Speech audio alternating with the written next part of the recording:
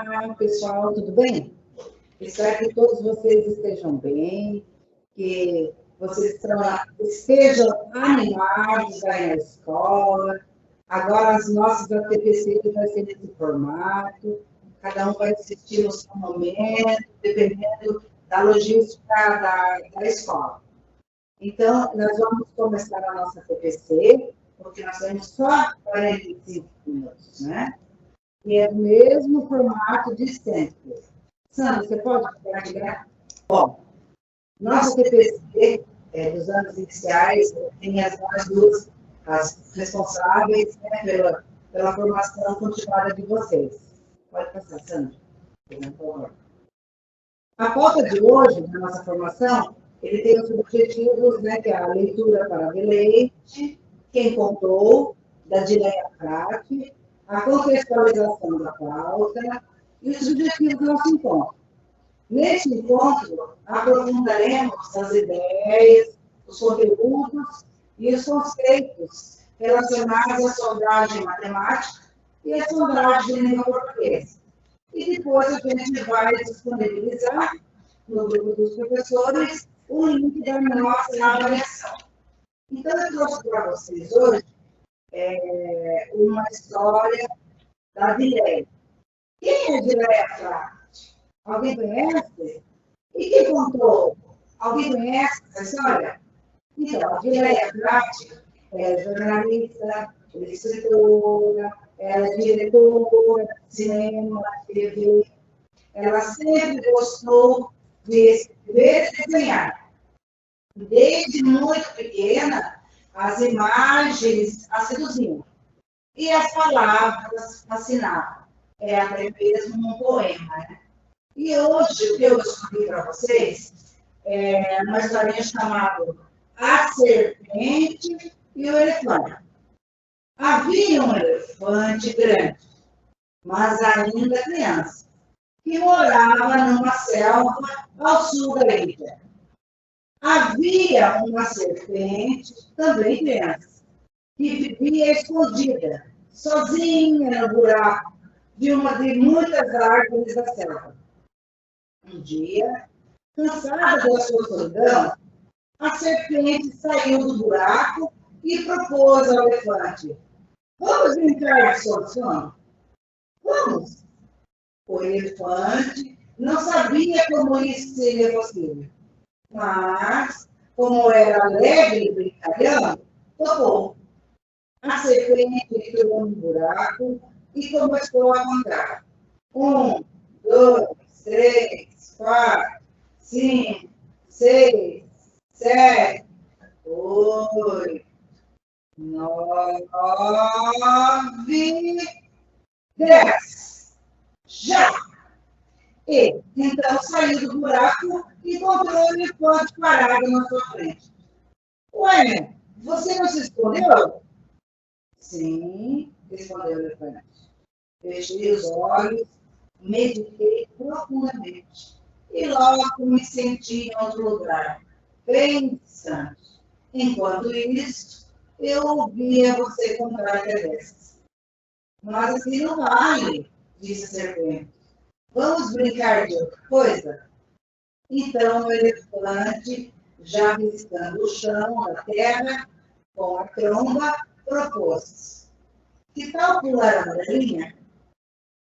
Bom, aí, pessoal, nós temos que fazer essa contextualização, né?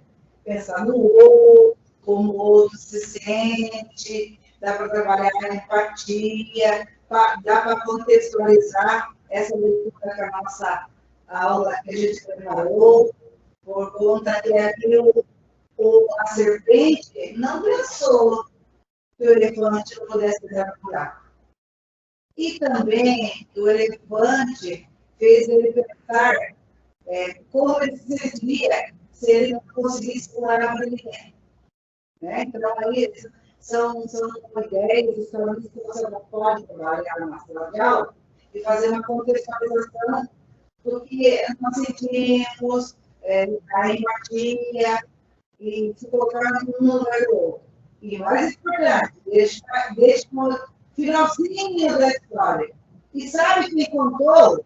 essa história foi uma formiga gigante, preocupada com o pulo do elefante. Então, esse livro aqui, gente, é muito legal. Eu tenho por aí, posso emprestar, tá bom? Então, é isso. Nossa leitura para de hoje foi essa. Agora eu passo a palavra para a Sandra, ela vai fazer a contextualização da formação dela. Então, olá, meu nome é Sandra Pellegrina, para quem não me conhece, é um prazer estar falando com todos vocês, esse pontapé inicial, dos anos iniciais que estou dando, e dizer que eu estou muito feliz de estar indo para essa pasta, muito feliz de ter a companheira Silvana comigo, e dizer que é com muita alegria que eu vou trabalhar com vocês e fazer esse papel, né, que Deus me colocou. Então, eu só tenho que agradecer. Hoje, a gente vai trabalhar um pouquinho sobre esse documento. Então, orientações para a sondagem matemática e língua portuguesa. Esse documento veio da COPED, tá? E ele é muito importante, por quê? Porque ele inicia a sistematização da sondagem de números. Então, até hoje, vocês faziam a sistematização da sondagem, né, das letras, e com o mapa classe. Mas a partir desse ano de 2022, a COPED viu que também era necessário fazer essa sondagem, esse mapa classe, né, para ver em que nível que as crianças estão na leitura dos números, né, se elas já conseguem entender o sistema de numeração decimal. Então, para quem não conhece, esse documento já está disponível e quem não viu ainda, a gente pode estar enviando via WhatsApp. Mas antes de falar um pouquinho sobre sondagens de números, que é uma coisa que vocês fazem, né? A Silvana já me passou tudo que vocês fazem e fazem muito bem. Eu queria contar um pouquinho sobre a história dos números. E a gente vai falar um pouquinho do sistema de numeração mais recente, não é tão recente, né? Por exemplo, o sistema de numeração egípcio, ele é 4.000 anos antes de Cristo. Mas a gente falar da história mais antiga, né? O homem, quando ele começou a usar os números e ter a necessidade de contagem, eles faziam riscos, né? Faziam riscos em ossos, eles usavam pedrinhas, tanto que a palavra cálculo, né, vem disso, né, do homem contar, por exemplo, quantas ovelhinhas tinha no pasto para ele não perder, cada ovelhinha ele colocava uma pedrinha, né? Pedra quer dizer cálculo, né? Quando tenho pedra no rim, eu falo o quê? Cálculo renal. Então, o número, ele nasceu com a necessidade do homem interagir, né, com o mundo afora. Então, ele necessitava dos números, né? Ele necessitava de saber quantos animais ele tinha no pasto, e assim por diante. E com o passar do tempo e com o homem adquirindo a escrita, então veio a escrita numérica também. Aí está um exemplo de sistema de numeração egípcio. O sistema de numeração egípcio, ele também é sistema de base 10, né? Ele é contado de 10 em 10. Só que como que eles representavam cada número? Eles representavam, por exemplo, 1 com um traço vertical, o 10 parecia uma ferradura ou osso de calcanhar, o 100 era uma corda enrolada, o 1000 era uma flor de lótus. E se eles queriam escrever algum número no sistema egípcio, por exemplo, 320, então 320, o que eles iam fazer? 2 cordas enroladas e 2 ossos de calcanhar. E se eles colocassem 2 ossos de calcanhar na frente, as 3 cordas enroladas depois, não tinha problema nenhum, continuava sendo 320. Porque o sistema de numeração egípcio, ele não era posicional, tá? Era só ver quantos que eu tinha, eu sabia que numeração que eu queria, né? Que eu obtinha. E outra coisa interessante sobre os egípcios é que eles não tinham representação para o zero. Então, a gente vai ver que o zero foi um número muito difícil de ser desenhado. Porque como que eu vou desenhar o nada? Então, os povos antigos, alguns tinham, né, o desenho para o zero e colocavam zero, mas a maioria não tinha. Outro sistema de numeração é o babilônico, né? Vocês sabem que Babilônia foi o primeiro império mundial, né? Império babilônico. Tanto que eu coloquei o desenho aí dos jardins suspensos da Babilônia. Quem que já não ouviu falar sobre as 7 maravilhas do mundo antigo, né? Então, os babilônicos, eles eram grandes construtores e eles também tinham um sistema de numeração próprio. E o sistema dele era de base 60.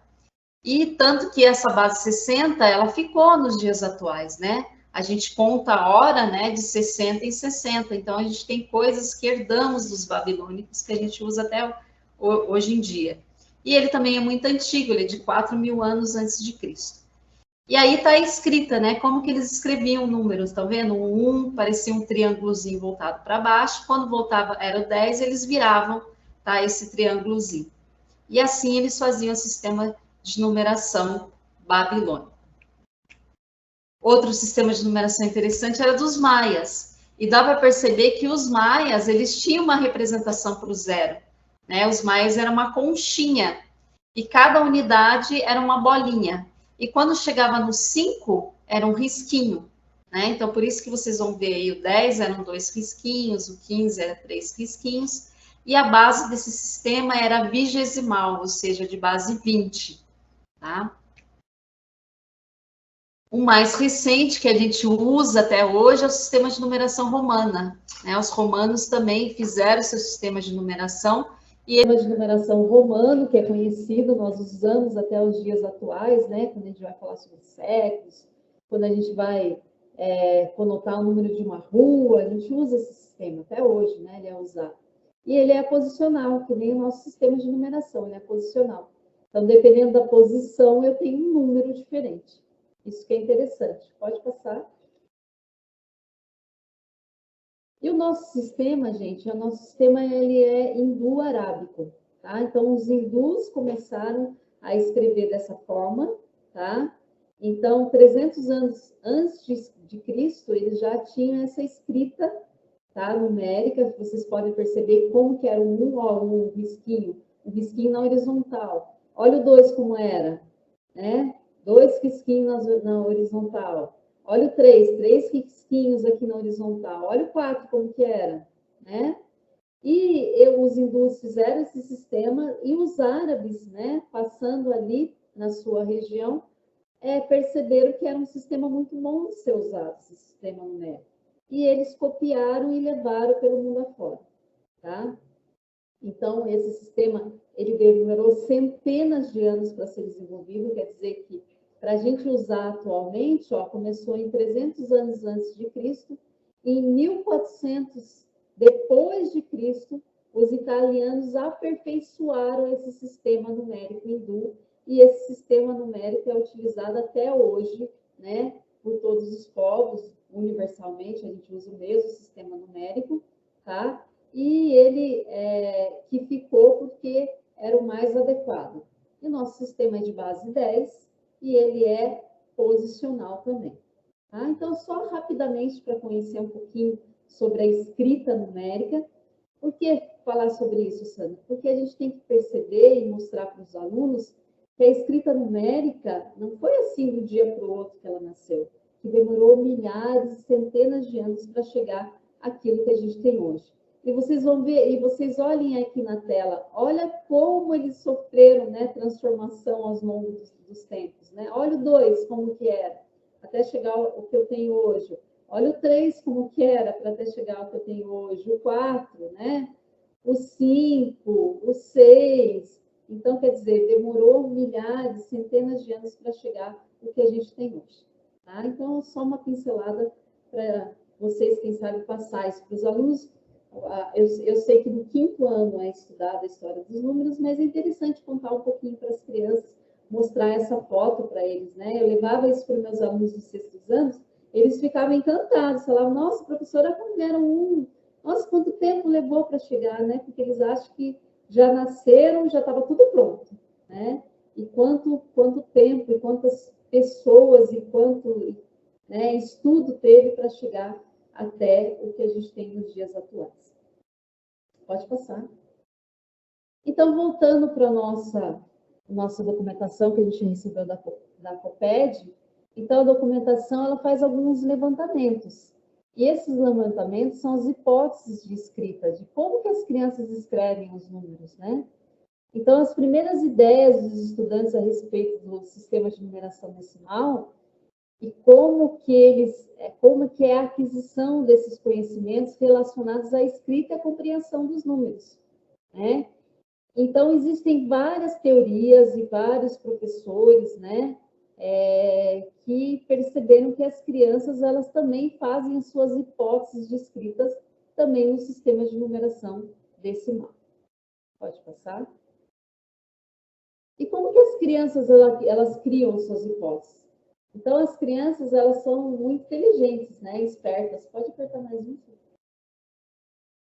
Então, quando elas se deparam com as escritas numéricas, elas, por exemplo, às vezes ela não entende o sistema de numeração, ela não sabe que número que é esse, mas ela faz comparações, né? Por exemplo, ela compara que um número que tem muitos algarismos, ele é maior que um número que tem menos algarismos.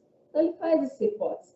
Às vezes ele não está entendendo nada, que número que é aquele, ele não consegue fazer a leitura, mas ele faz essa hipótese, né?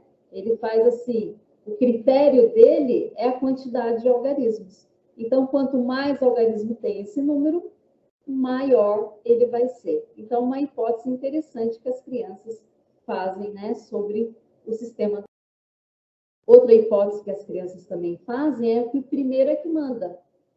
Então, quando confrontados com escritas numéricas com a mesma quantidade de algarismos, como, por exemplo, está aí na tela 4774, os estudantes apresentam uma hipótese em que analisa o primeiro algarismo que aparece na escrita numérica.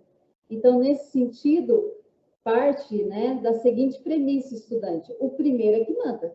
Então, o primeiro é que manda. Se o primeiro é maior, então esse número é o maior. Então, uma hipótese muito interessante também que as crianças levantam, né? Outra é sobre a escrita. As crianças também, elas escrevem um número associado à fala. Então, neste caso, os estudantes escrevem se apoiando no número do que é falado. O que o professor fala, ele vai escrever. Então, quando o professor verbaliza aquele número, por exemplo, né, o número 1249, como que a criança escreve? Ela escreve 1000, ela escreve 200, ela escreve 40 e ela escreve o 9. Então, as crianças também, quando elas não entendem ainda o valor posicional do número, elas também se apoiam à fala do professor, como que ele verbaliza esse número, né? Quando uma criança está lá no 5º ano escrevendo dessa forma, quer dizer que essa criança ainda não adquiriu, não sabe utilizar o sistema de numeração decimal. Então, a gente tem que intervir nesse aluno, tá? Pode passar. Reconhecendo os números. Então, existem números que as crianças escrevem com muita facilidade. Eu falo esse número, a criança escreve. Às vezes, ela não escreve um número intermediário, mas ela escreve esse número com uma facilidade tremenda. Um desses números são os números nós, né? Que são os números cheios, né? As dezenas cheias, as centenas cheias, ou os números redondos que a gente fala. Mas por que será que a criança não tem dificuldade de escrever esse número? Porque esse número é muito utilizado, por exemplo, no nosso sistema econômico, né? Na moeda, por exemplo. Então, a gente tem nas notas, a gente sempre tem notas redondas, né? Números redondos, notas de R$10, notas de R$20, notas de 50, nota de 100, nota de R$200. A criança também, ela tem mais facilidade em escrever os números transparentes. Então, eu estou falando uma coisa, gente, que vocês já sabem, tá? É que ela está lá no documento, eu estou apresentando o documento para vocês. Então, os números transparentes são aqueles que dão pista a respeito de sua escrita. Pois o nome falado diz muito a respeito de como ele é escrito. Então, exemplo disso é, por exemplo, 83, né? 80, vem 8 primeiro, né? 3. Então, ele é muito transparente. Então, a criança também tem facilidade para escrever esses números, né? Porque ele evidencia aquilo que eu estou falando. Então, ele é chamado de números transparentes. E os números transparentes são diferentes dos números chamados de opacos. Quem são esses números opacos? Pode passar. Então, os números opacos são conhecidos como aqueles que não indicam possíveis números na escrita. Então, eu falo esse número e ela não indica nada, se é 1, se começa com 5. Então, esses são os números opacos. Os números opacos, as crianças têm mais dificuldade para escrevê-los, tá? Que são quem esses números, como exemplo? O 11, o 13, o 15, tá? Então, os números opacos são o oposto dos números transparentes. As crianças já têm mais dificuldade para escrevê-los. Pode passar. Os números compostos por algarismos iguais, estão vendo que eu coloquei um casalzinho de gêmeos aí? Então, esses números repetidos, com muitos algarismos repetidos, a criança também apresenta dificuldade para compor, né? Quando são 2 algarismos, 3, mas quando começa a passar disso, ela já começa a se confundir, tá? Então, elas também apresentam dificuldade quando os algarismos são repetidos. Pode passar. Outra coisa que a criança tem dificuldade é com o 0. E o 0 intercalado, né? Então, quando eu intercalo, né, o 0, ou seja, a criança também ela tem uma dificuldade na compreensão da escrita numérica, né? E por quê? Porque o valor posicional. Então, números como 107, 1023, 3009, 12.029, né? Então, esses números, esse 0, né? Intercalar esse 0, também a criança tem dificuldade de compreensão, porque na cabecinha da criança o 0 não vale nada. E às vezes a gente fala que o 0 não vale nada, né? Então, se o 0 não vale nada, por que eu vou intercalar esse 0? Para que serve esse 0 no meio? Então, a criança também tem dificuldade em escrever esses zeros intercalados, né? Usá-los no sistema de numeração decimal. E existem aqueles números que a criança escreve com facilidade. Às vezes, ela não consegue escrever o número que está na unidade de milhar, mas ela escreve o ano que ela está vivendo. Por exemplo, 2022. A professora escreve 2022 todo dia, né?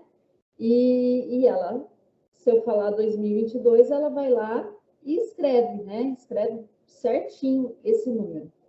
Mas, às vezes, a criança, quando eu falo um número que tem a mesma quantidade de algarismos, ela já não consegue escrever. Ela escreve por quê? Porque ela vê esse número todo dia, né? E como ela vê esse número todo dia, ela consegue, com a maior facilidade, escrever. Bem, diante de todos os fatores relacionados nesse documento, as hipóteses dos estudantes que a gente viu, né, que eles levantam, eles escrevem, né, eles fazem as suas hipóteses também de escrita numérica. Para a realização da sondagem, é necessária a elaboração de uma lista a ser ditada aos estudantes, que contemple uma diversidade de números de diferentes naturezas e ordens. Então, para fazer essa sondagem matemática, o que o documento diz? Que eu tenho que fazer uma sondagem com vários tipos de números. Então, eu tenho que usar o número transparente, eu tenho que usar um número opaco, eu tenho que usar os números redondos, eu tenho que usar os números sociais, os números que eles usam no dia a dia, eu tenho que usar números com algarismos repetidos. Então, eu tenho que usar essa vasta gama de números que eu tenho para fazer uma sondagem que realmente eu perceba o que a criança ainda adquiriu e o que a criança ainda precisa ser desenvolvido nessa criança. Por isso, eu tenho que juntar esses vários tipos de números para fazer a nossa sondagem. Então, o próprio documento, ele dá alguns exemplos, como a gente vai ver a seguir. Então, uma lista para o primeiro ano, vocês estão vendo? Então, aí tem uma lista para o primeiro ano, tem uma lista para o segundo ano. Mas, Sandra, vocês pensam assim, eu quero formar a minha lista, sem problema nenhum. Vocês podem fazer a lista de vocês. Tenho certeza que vocês já fizeram uma sondagem, né? mas eles estão dando também umas dicas, né? Vamos colocar número transparente, vamos colocar número opaco, vamos colocar com algarismos repetidos, vamos colocar números redondos, números cheios, né? Então, vamos usar até que unidade do sistema de numeração decimal, vamos usar unidade de milhar, vamos usar dezena de milhar, vamos usar centena de milhar, né? Que número quantos algarismos vai ter, então eles dão algumas sugestões, tá? Pode passar.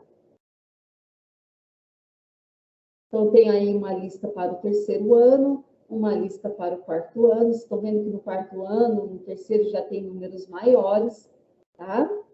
Pode passar. E tem uma lista para o quinto ano, tá? Com números maiores.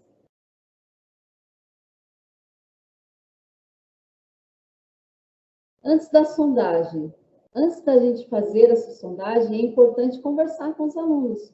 Olha, a Pro no dia tal, a gente vai ver como que vocês estão escrevendo os números. Avise os alunos, né? Planeje, separe o material que você precisa, né, para aquele dia.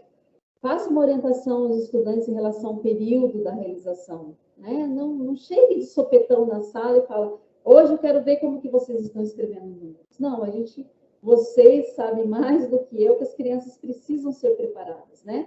Para que não leve aquele susto e aí acha que é uma avaliação, aí elas ficam preocupadas, nervosas. Não, prepare seu aluno, né? Explique que esse momento se configure um momento que o professor e o estudante da turma terão a oportunidade de conversarem e de observar o que cada estudante pensa enquanto escreve alguns números. Então, você vai entender qual é o raciocínio dele para escrever aquele número que você vai digitar. Que raciocínio que ele usou? Por que ele escreveu dessa forma? Né? Aí, dessa forma, você vai poderá fazer as suas intervenções. Pode passar. Durante a sondagem. Então, durante a sondagem, também está lá no documento, entregar uma folha de papel sulfite ao estudante. Então, você pode pegar uma folha de papel sulfite, dividi-la ao meio, dar um pedaço para cada um. Solicitar que escreva o nome e a data da realização da sondagem, que ele escreva o nome dele, né, a realização. Informar que uma sondagem, números que serão ditados, um número de cada vez, que será dado o tempo necessário para a escrita de cada um, para ser ditado o próximo número e assim por diante. Orientar o estudante para que escreva o número de maneira que achar que é correto. Então, se você acha que é correto, escreva dessa maneira. Nem precisa ficar fazendo intervenções, porque é uma sondagem. É para ver o que eles sabem e o que eles ainda não sabem, né? Explicar que o número de dados deve ser escrito um embaixo do outro. É importante explicar para os alunos, olha, vocês vão escrever os números, é um debaixo do outro. Sempre promover um clima tranquilo, né, na sala, para ninguém ficar estressado, nervoso, né, que eles são capazes, né? Sempre a gente faz isso com os alunos. Ditar o número de cada vez e dar o tempo necessário para que ele escreva, né? Dê tempo, não faça rápido. Ditar os números de forma natural possível, então não precisa, né, dar aquela entonação do número para que ele escreva corretamente.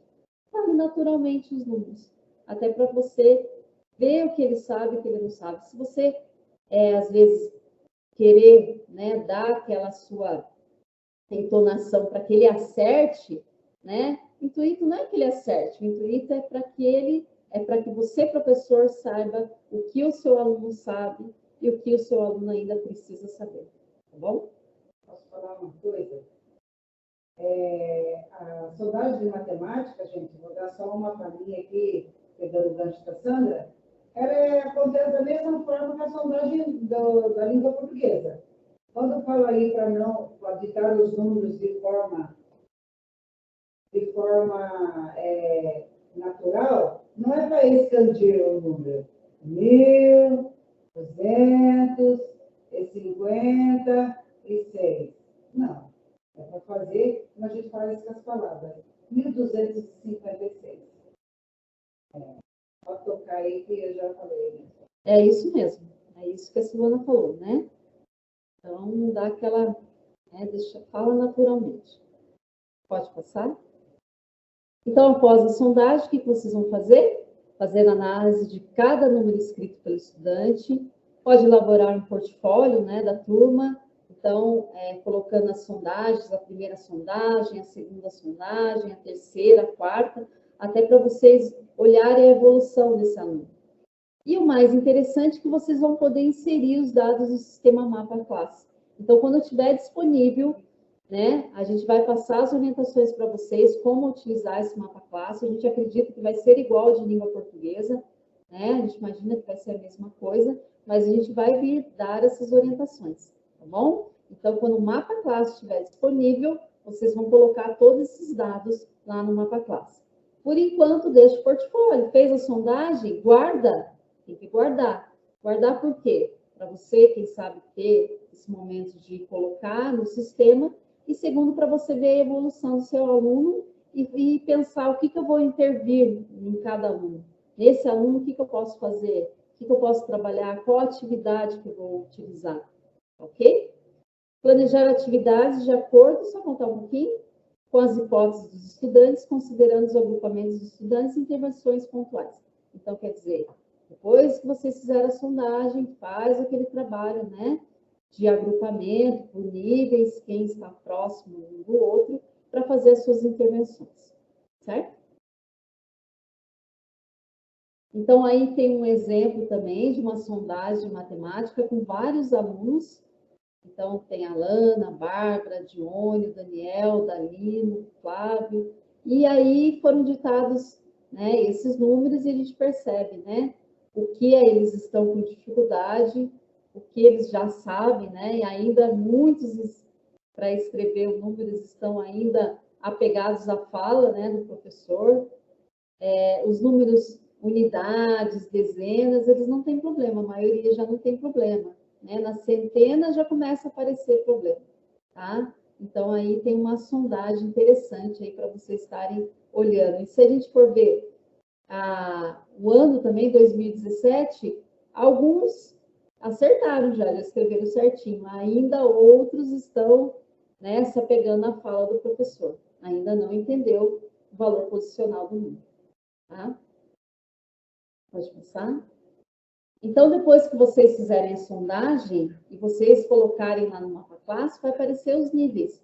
Então, primeiro nível 1, depois... Então, no nível 1, ele vai ter uma característica. No nível 2, o aluno vai ter outra característica. Tá? Então, por exemplo, o aluno que está no nível 1, fica evidenciado o quê? Que são estudantes que não utilizam ainda algarismos para escrever os números. Então, neste caso, são aquelas crianças ainda que, para escrever um número, ela faz o quê? Ela faz bolinha, ela faz risquinho, ela faz desenhinho, borboletinha, né, Suane? Ela faz carrinho. São escritas na língua portuguesa como garatujas, né? Até falando ali, quando ela utiliza ali os sinais gráficos, as letras do alfabeto, usa, porque ela está começando a escrever, e as pseudo-letras, né? Que número, com bolinha e risco. Então, é quase a mesma coisa. Vocês lembram muito bem que a Samira brigava muito por conta de ter os níveis. Pois então, estamos apresentando para vocês os níveis.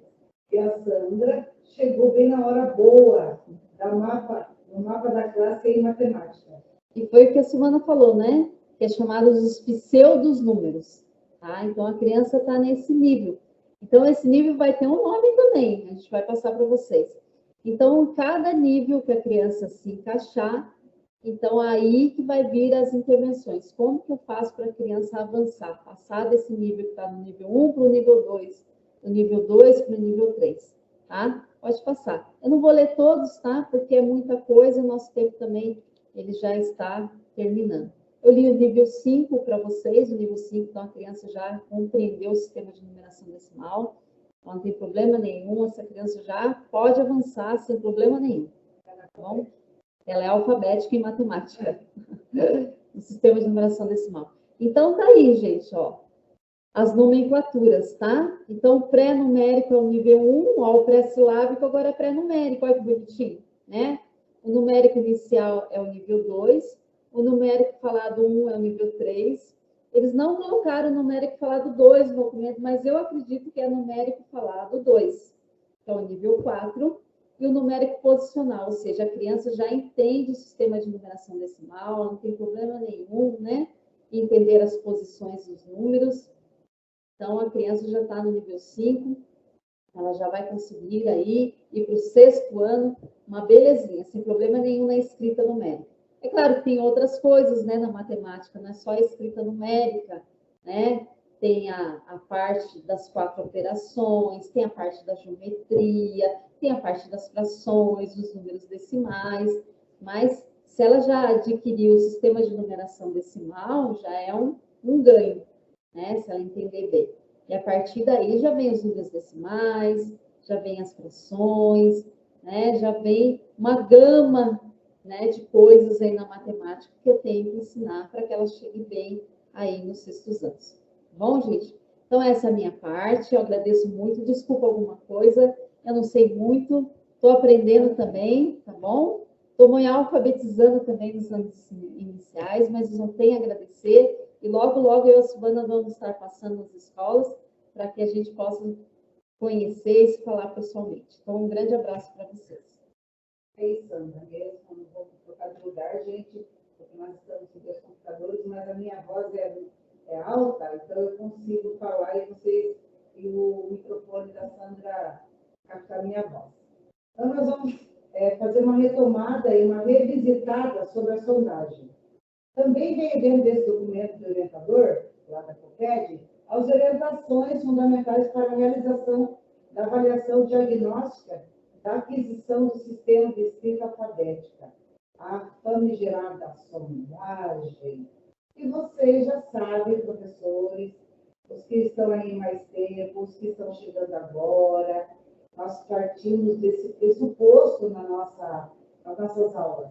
Primeiro, eu tenho que fazer uma sondagem. Tenho que fazer essa sondagem para eu sondar o que o meu aluno sabe, tanto em português como em matemática, né?